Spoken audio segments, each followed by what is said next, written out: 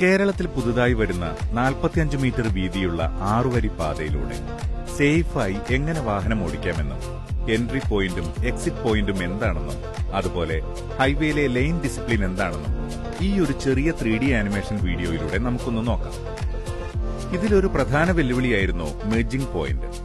അതിന് പരിഹാരമായി എക്സിറ്റിന് വേറെ പോയിന്റും എൻട്രിക്ക് വേറെ പോയിന്റും കൊടുത്തിട്ടുണ്ട്. ഇതൊരു എൻട്രി പോയിന്റാണ്. സർവീസ് റോഡിൽ നിന്ന് ഇതേപോലെ ചെറിയൊരു ഗ്യാപ്പ് കൊടുത്തിട്ടുണ്ടാവും. ഇതിലൂടെയാണ് വാഹനം ഹൈവേയിലേക്ക് എൻട്രി ചെയ്യേണ്ടത്.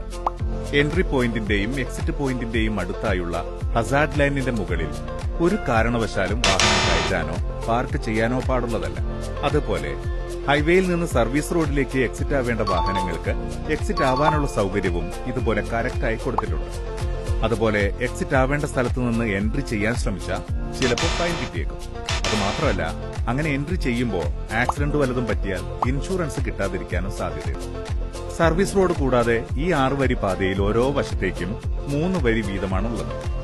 അതിൽ ഒന്നാമത്തെ വരി, അതായത് ഇടതുവശത്തെ വരി, വേഗത കുറഞ്ഞ വാഹനങ്ങൾക്കും ഹെവി വാഹനങ്ങൾക്കും അനുവദിച്ചിട്ടുള്ളതാണ്.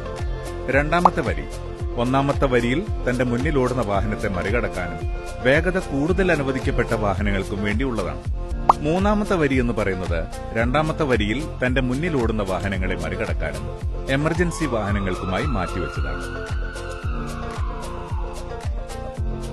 ഏതെങ്കിലും സാഹചര്യത്തിൽ തന്റെ മുന്നിലെ വാഹനത്തെ മറികടന്നു കഴിഞ്ഞാൽ തനിക്ക് അനുവദിച്ച വരിയിലേക്ക് വാഹനം തിരിച്ചു വരേണ്ടതാണ്.